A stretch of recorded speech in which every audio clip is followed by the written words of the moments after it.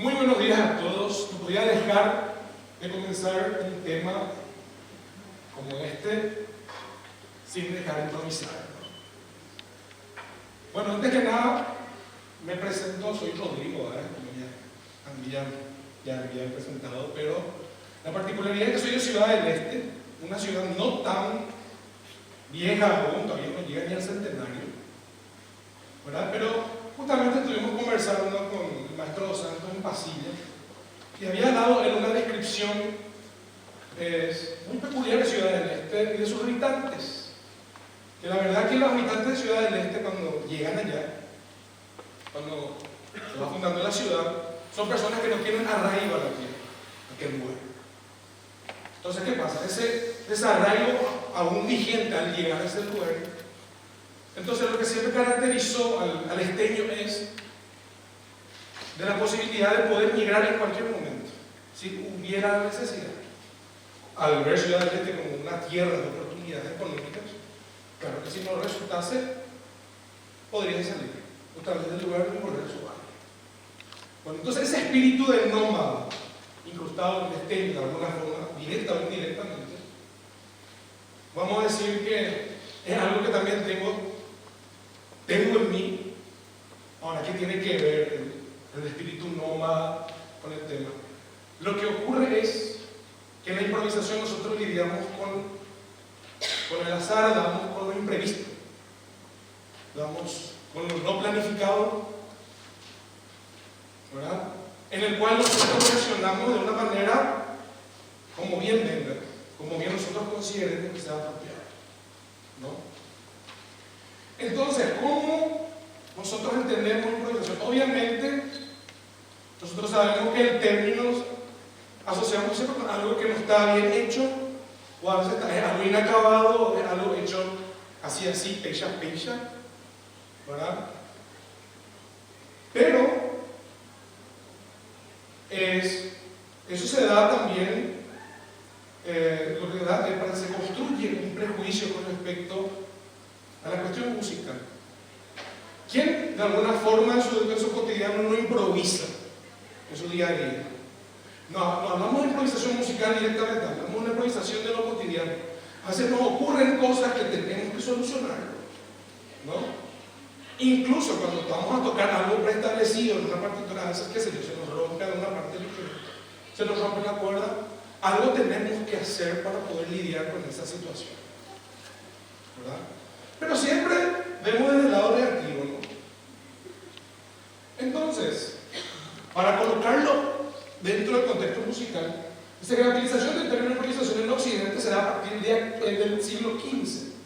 Dice, para designar a toda práctica musical que no se rige por parámetros u hojas de rutas preestablecidas. Desde el punto de vista etimológico, la improvisación viene del improvisus, que en términos generales describe aquel tipo de performance que se da de manera espontánea y se relaciona con un tipo de creación no predeterminada, contraponiéndose a la creación formal en la cual una pieza se planifica antes de ser interpretada. A veces nosotros, como dije anteriormente, construimos prejuicios de lo que es la improvisación en música, ¿no? Y normalmente siempre estuvo arraigado, que vamos a ver más adelante, a las manifestaciones populares. Pero es bueno saber que en la práctica musical, principalmente de Occidente, la improvisación formó parte constante de la práctica musical en sí.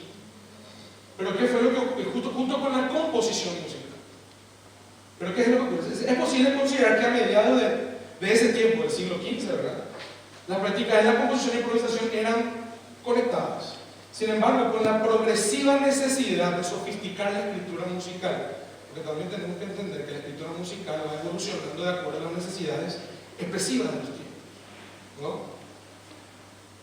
Entonces, con la necesidad progresiva de sofisticar la escritura y determinar la mensuración del texto en el repertorio vocal, se dio inicio a un distanciamiento gradual que llegando más o menos al siglo XIX-XX, las funciones de improvisar, componer, fueron separándose. Entonces aquí podemos ver que en Occidente hubo improvisación, siempre tuvimos improvisación. se relacionó apenas a las manifestaciones de las culturas de transmisión oral. La expresión musical a través de la escritura adquiere mayor valor. Mientras que en las culturas extraeuropeas, eso considérese culturas de África, Asia, Oceanía o culturas tribales, ¿no? El hacer música está directamente vinculado con lo que es improvisar. Ellos constantemente lo hacen de manera natural, ¿no? Ahora, vamos a hacer ese recorrido histórico de la improvisación en Occidente. ¿Cómo va separándose gradualmente la práctica improvisatoria de nuestra práctica musical? Como dijimos al inicio, las prácticas eran como conectadas y se daban juntas la improvisación y la composición escrita. Era una actividad común entre los compositores. No existían compositores que no toquen con sus músicos. Eso era muy común, principalmente en el Renacimiento barroco. Incluso cuando los compositores componían, sus propios instrumentistas podían colocarle su toque personal en algunos puntos. Es decir, ellos tenían esa libertad de hacerlo, ¿no? Incluso la habilidad de un músico, el virtuosismo que podría tener, demostraba si podría improvisar. La demostración de la habilidad de un músico, como dice ahí, se apoyaba en su capacidad de poder improvisar, siendo un medio para demostrar su destreza. Ahora, incluso es interesante considerar que muchos tratados de ejecución de los barrocos, principalmente yo como soy flautista, voy a mencionar el tratado de Hofstetter, el arte de preludiar en la flauta. Que lo interesante es que el término preludio, vamos a hablar de la etimología, significa preludus, lo que antecede a lo lúdico. Por eso es que el preludio se toca antes de tocar una sonata, ¿no? O antes de presentar la obra principal. Entonces el preludio era el juego para entretener al público antes de comenzar, era el plato de entrada, ¿no? Ahora, ¿qué es lo que va ocurriendo? Entre la transición del barroco, cuando llega inclusive pasando ya al periodo clásico, obviamente, como dije, la escritura musical se sofistica más, comienza a haber signos de expresión que van a ser más útiles con los tipos de instrumentos que se comienzan a construir, es decir, comienza a haber muchas necesidades expresivas, ¿verdad? Por lo tanto, al sofisticarse la escritura también uno tiene que estar, el músico tiene que estar actualizándose constantemente en la formación de esos signos, ¿verdad? Y obviamente que después de la Revolución Francesa, que estamos hablando prácticamente del siglo XIX, con el surgimiento de salas de conciertos, espacios mayores, que antes eran espacios menores, o sea, se llaman con música de cámara, obviamente, los espacios eran menores, los instrumentos eran diferentes, surgen notaciones nuevas por los nuevos instrumentos que se estaban comenzando a construir para esas salas de concierto. Entonces ya se da la separación definitiva. Es decir, es un poco tajante, pero no es tanto así. Es una separación definitiva entre esa función de improvisar y componer o trabajar, el trabajo de intérprete, compositor. ¿Por qué? Porque como así surge, acá hay una descripción social, el tema del surgimiento de la burguesía con las nuevas clases sociales después de la Revolución Francesa. Así como hubo esa fragmentación social de acuerdo a las funciones que tendría cada uno, dentro de la música también comenzó a haber esa división de funciones, tipo el músico, es que el ejecutante solamente tiene que ejecutar, el compositor solamente tiene que componer y tiene que respetar lo que el compositor ponga en el papel. Incluso las cadencias clásicas, es decir, a medida de que pasaba el periodo barroco y el periodo clásico, los compositores cada vez más detallaban lo que quería que el intérprete tenga que hacer, ¿no? O sea, cada vez más detallaban lo que tenía que tocar. Entonces, obviamente, eso le da menos libertad improvisatoria o de colocar su toque al músico, al intérprete, al instrumentista, ¿no? Entonces, ¿qué hay en contrapartida? Una creciente valorización de la figura del compositor. Por eso no es de balde que de alguna forma u otra nosotros, Beethoven tiene un buen marketing, Mozart tiene un buen marketing. Es decir, que más o menos el culto a la personalidad del compositor se da por esas razones. Entonces, como ya también había dicho, la limitación del intérprete al ámbito restringido de las ejecuciones de cadencias escritas y lo que también obliga a los instrumentistas a una formación técnica dado por la sofisticación de la escritura.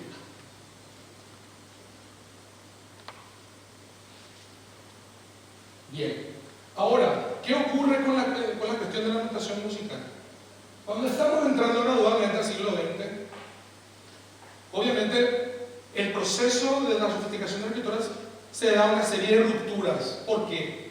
Porque el sistema tonal comienza a desintegrarse. Ya no comienza a ver la jerarquía de la dominante tónica, la centralidad de la tonalidad. Al comenzar a romperse esa jerarquía, vamos a decir que el sistema de referencia musical en aquel momento estaba comenzando a entrar en crisis. Entonces, ¿qué es lo que eso permitía? Comenzar a generar otros conceptos, otras visiones con respecto a la música, al sonido. El sonido comienza a tener un protagonismo preponderante ya a comienzos del siglo XX. Y ese quiebre definitivo del carácter orgánico de la tonalidad, con el surgimiento obviamente del atonalismo y lo del cafonismo de la segunda escuela de Lima, comienza a dar lugar a otros elementos dentro de la música académica. No significa que no existía improvisación, obviamente, solamente que la improvisación obviamente estaba vinculado con personas que no estaban directamente conectadas con la academia, ¿no?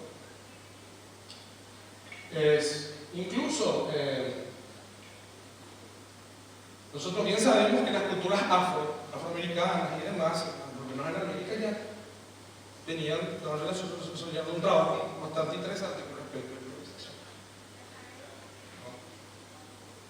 Después, con el serialismo, en la década de los 40, la improvisación se convierte en el eje principal para integrar elementos musicales como el timbre, melodía, textura, inaugurando el serialismo integral. El serialismo integral básicamente es cuando comienzo a recolectar todos los elementos de la música y intento controlar lo máximo que pueda. Pero ¿qué ocurre? Eso también ya comienza a dar lugar a otros tipos de libertades que antes no se tenían. Ahora, aquí, después de la década de los 40, el segundo periodo del siglo XX, el concepto de música como algo cerrado, acabado e inamovible desaparece con los movimientos de música nueva. Estos movimientos dieron origen a la creación de obras susceptibles de ser interpretadas de diferentes maneras. Es decir, que la notación se sofistica a lo largo de la historia, después medio que se fragmenta y comienza a abrirse y surgiendo nuevas notaciones que pueden dar lugar a diferentes formas de ser interpretadas. El concepto de obra abierta surge, ¿no?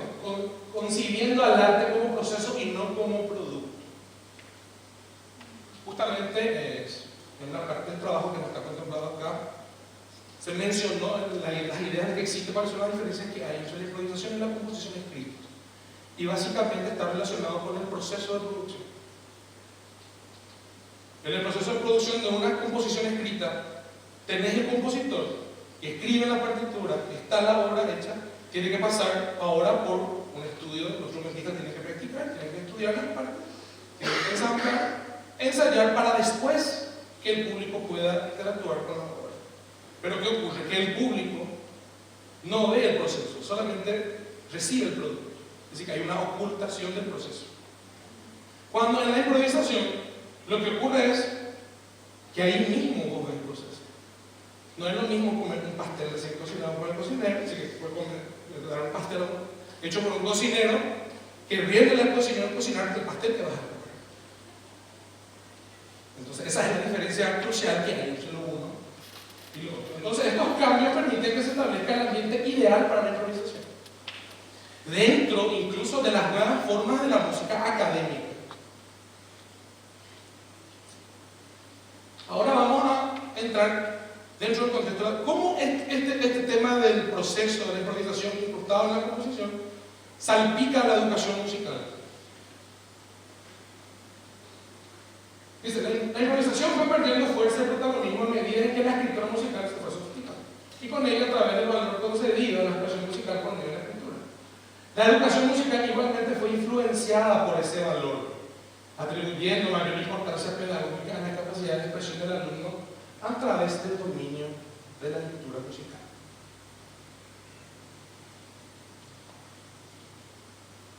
Ahora vamos a entrar en un detalle de manera bastante resumida,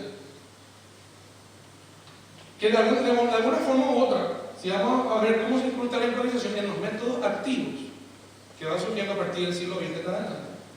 Dice, la enseñanza de la música continúa manteniendo su práctica pedagógica en el empleo de modelos tradicionales, aún con la existencia de los métodos activos. Acá cabe resaltar a un músico de la música concreta, que fue colaborador de Pierre Schaeffer en Francia, François de Lalande. Tiene un libro que se llama La música es un juego de niños, en donde él radicalmente, porque él es una persona extremadamente radical, él dice que él no comulga con los métodos activos de la primera generación. Dalcroze, Suzuki, como bien conocemos. ¿Por qué? No por los principios filosóficos de estos métodos, sino que al final lo que hicieron con estos métodos es usarlos a partir de la literatura musical tradicional. Así que de vuelta volvemos a la música, a la cuestión de la repetición, de la reproducción sin significación, la importancia solamente de la escritura musical, la partitura, el sistema tonal, solamente reflejado en esas formas. Entonces eso es lo que él básicamente condena de manera bastante tajante. Por otro lado, también alguien que comulga con él, que es una improvisadora y musicista española, Chef Alonso, muy conocida en su ámbito, la parte de improvisación libre. Ella menciona que esos métodos se caracterizan a partir de tres aspectos: repertorio restringido a la música del pasado, siglo XIV al XIX, que considera apenas el empleo de un único sistema de referencia musical, el sistema tonal. Pedagogía muy caracterizada por su rigidez, ignorando las diferencias individuales de los alumnos, y la ausencia de la improvisación como recurso y técnica básica para el aprendizaje individual y social. Bien. Ahora, obviamente, ¿cómo enseñamos a improvisar? A veces nosotros dijimos, siempre relacionamos improvisar, vamos a tocar jazz. Siempre es muy fácil relacionar improvisación con jazz, ¿verdad?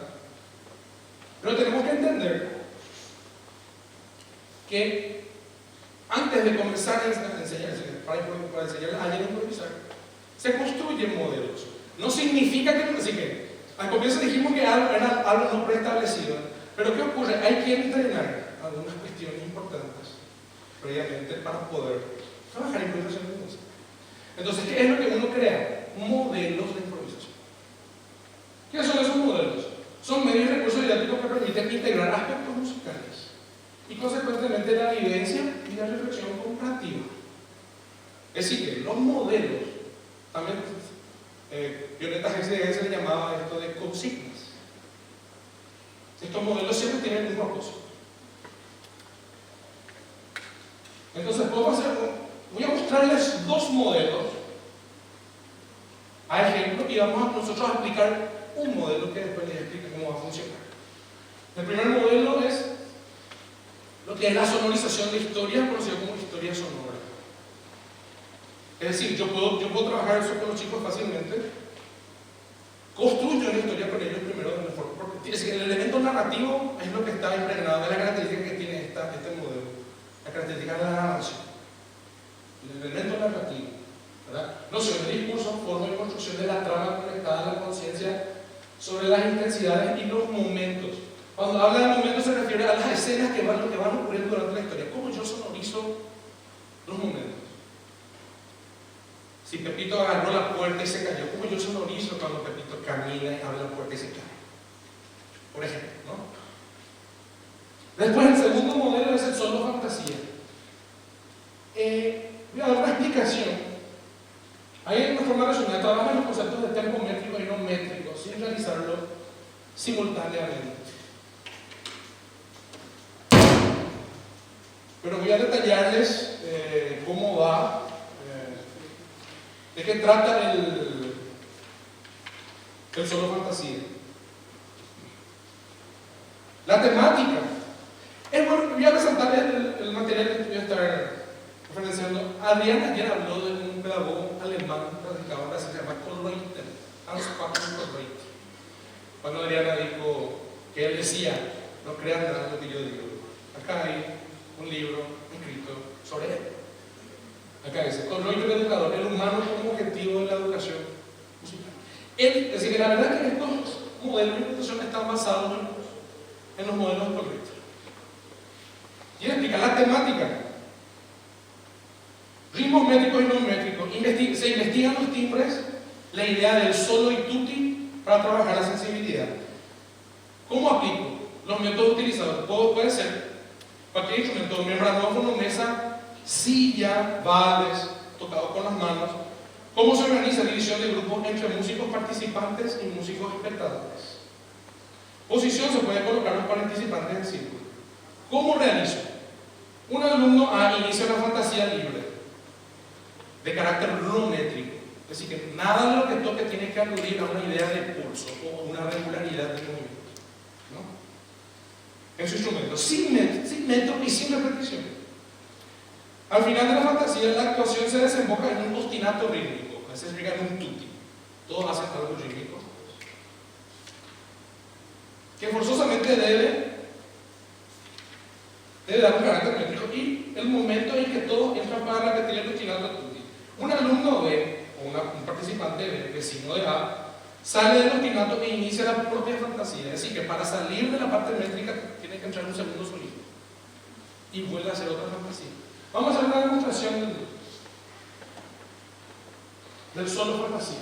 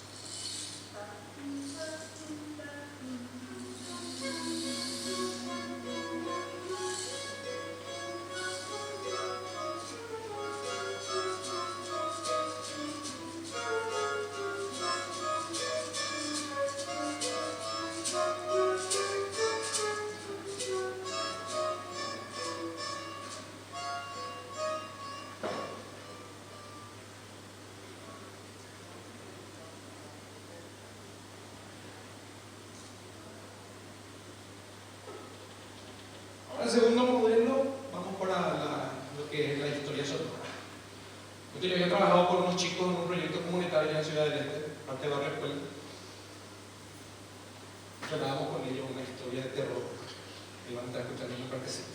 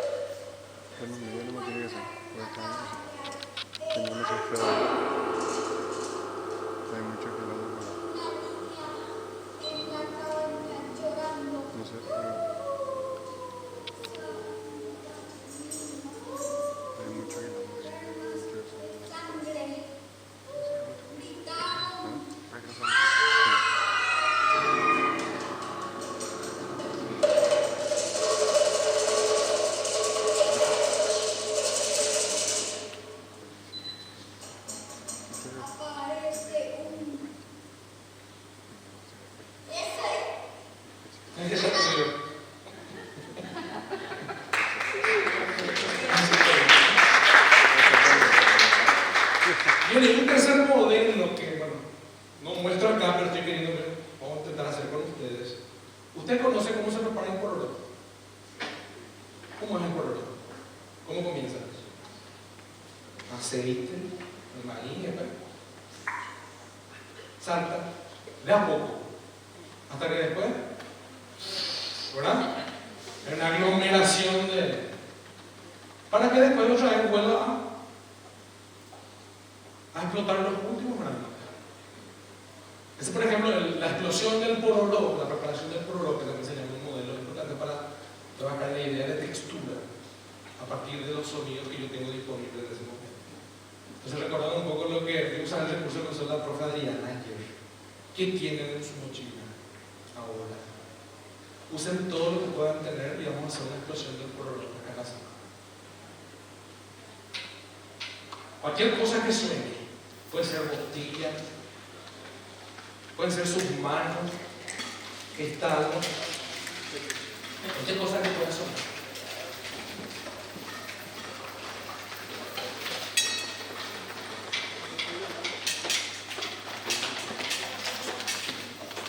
Cualquier cosa que pueda. Entonces podemos hacer así. Lo importante siempre cuando uno aplica un modelo, una improvisación, es el silencio previo antes de empezar. Y el silencio final cuando todos parece que perciben indirectamente que ya terminó.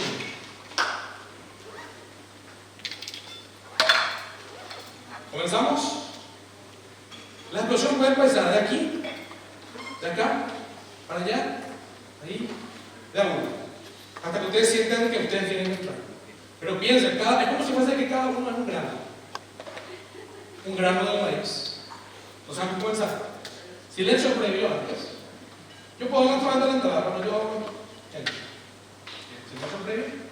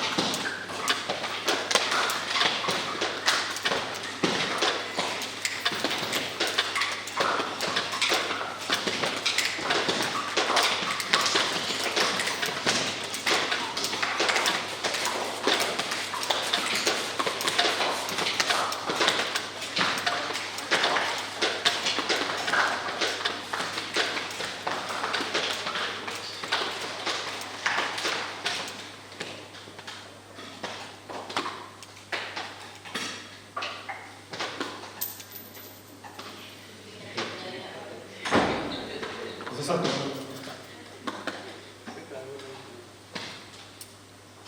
Aplausos para ustedes.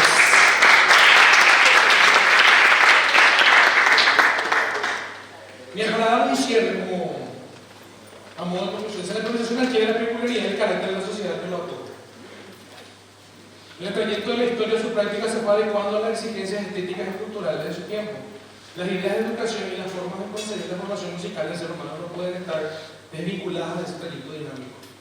Las concepciones pedagógicas generales siempre estuvieron iguales en consonancia con el pensamiento sociocultural de su época y por tales razones no hay cómo desconectar la improvisación de esos contextos, ¿no? Acá hay una parte que quiero agregar para ellos. Los educadores musicales, aunque reconozcan el valor que tiene la improvisación y la necesidad de incorporarla en sus prácticas, de repente aún hay a veces un poco de tendencia a responder sobre los modelos impuestos que nos dan, ¿no? Pero es posible también afirmar que no hay impedimento a que los profesores puedan manifestar inquietudes y posturas personales y cómo poder lograr una apertura mayor y poder aplicar estos modelos incluso en nuestros contextos en los que estamos. Justamente en algún momento yo había mencionado la idea de aplicarlos, lo que le llaman esto es una forma de pedagogía abierta, ¿no? Podemos aplicar dentro de lo que nosotros tenemos por lo que llamamos un contenido oculto, todo lo que no está contemplado en los programas, pero podemos hacerlo de manera paralela con nuestros chicos, con nuestros alumnos. Bueno, desde ya agradezco la atención. Muchas gracias. Si alguien quiere hacer una pregunta, consulta, dudas, quejas, lo que quieran.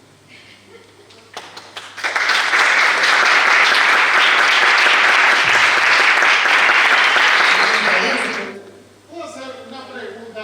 Yo tengo técnica de improvisación en canto también, ¿verdad?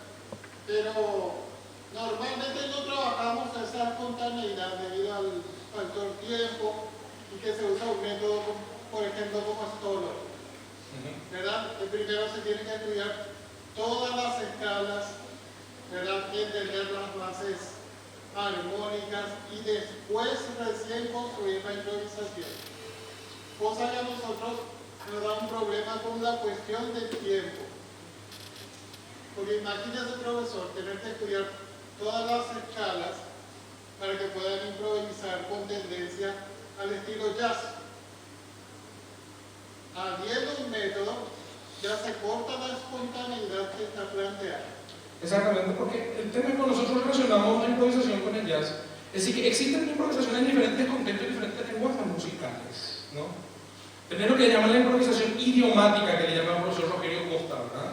Que es un doctor en improvisación allá en la Universidad de San Juan, que había trabajado con él en un proyecto que se llama Orquesta Errante. Nosotros hacíamos improvisación libre con él, y él era el coordinador.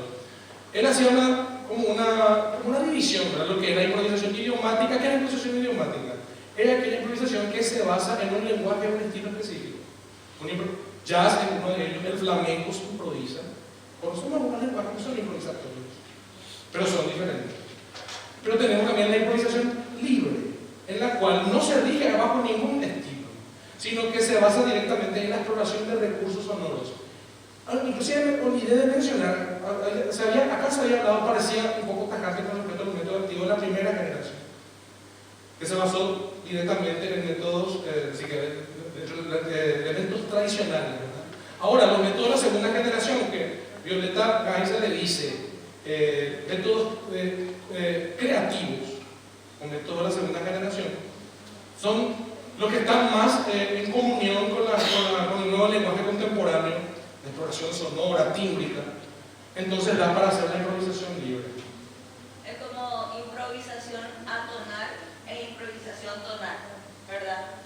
Porque la tonal no es tan libre como el jazz, tienes que guiarte por una serie de acordes y dentro de eso improvisan los músicos. Y la tonal es como que cualquier cosa puedes tocar.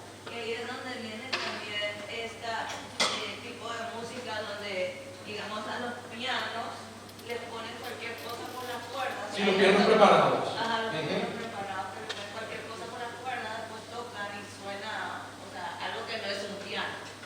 Entonces, se podría dividir en esos casos, tipo, el libre es atonal, donde no se ataja de nada. El atonal es solamente como un modelo, o se puede utilizar como una propuesta, pero no es que los libres son atonales.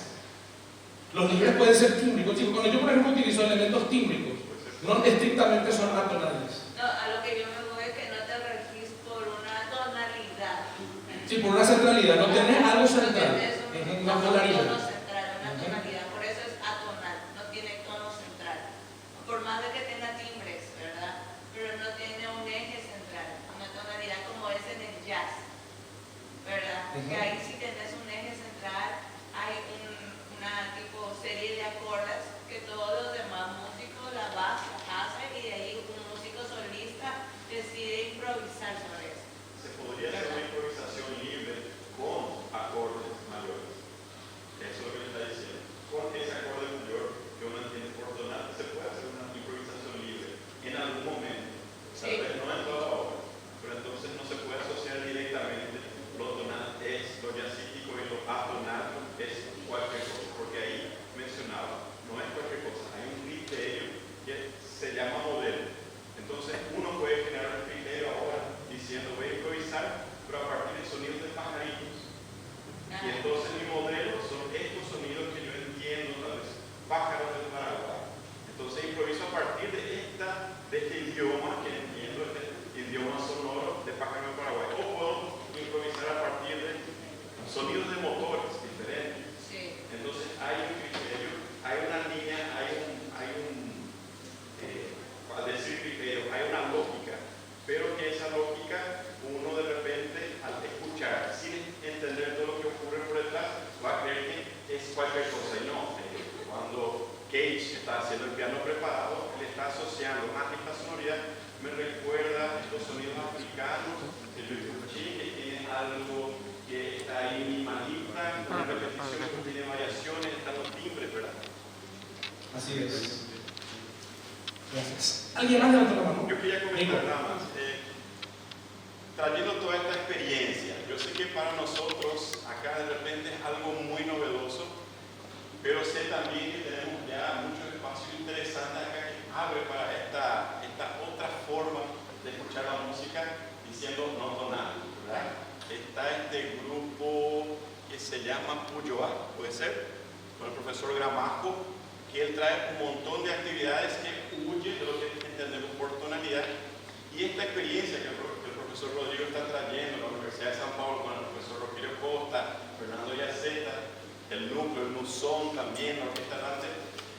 Les digo cuál fue mi experiencia, porque yo participé de alguna de estas charlas y lo que me pareció genial fue que yo puedo hacer este tipo de improvisación con mi propio instrumento, pero cuando yo voy a improvisar, yo voy a traer todo aquello que yo aprendí alguna vez.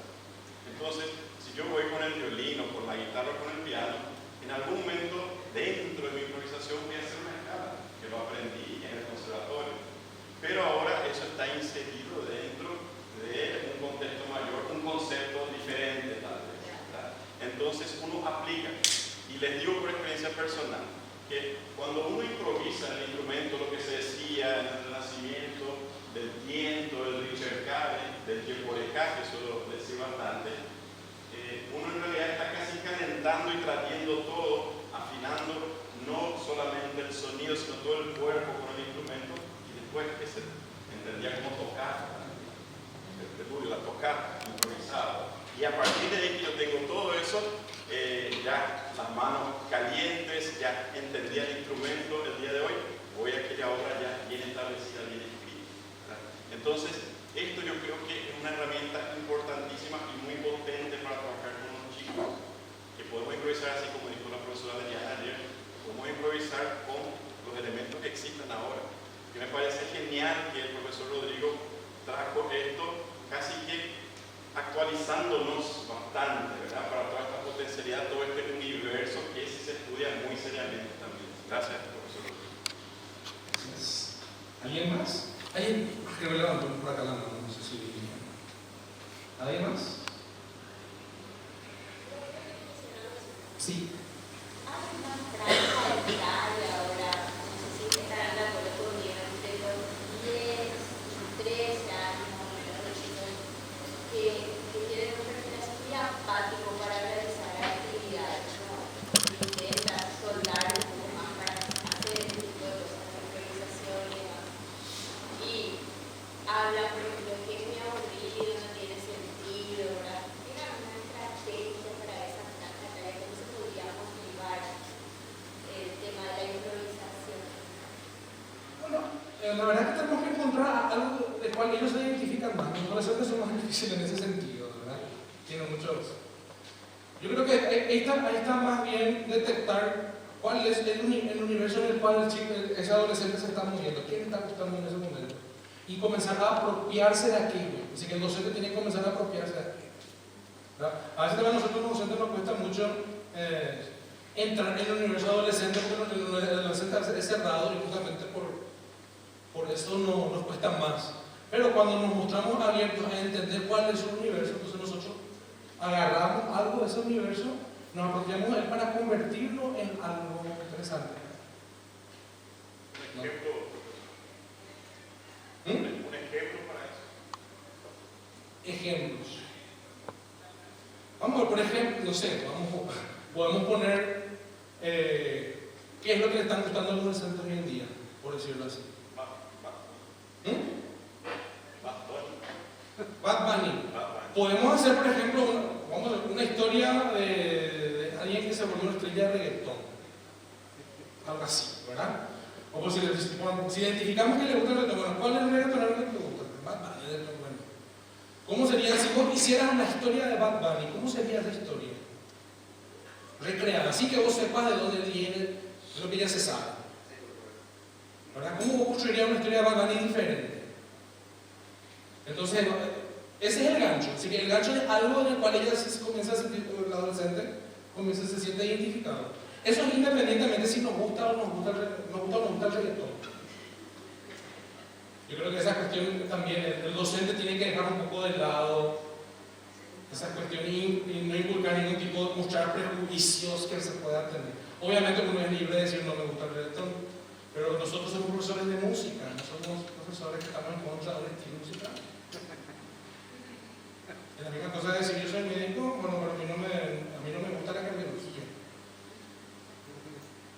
No tiene sentido, ¿no?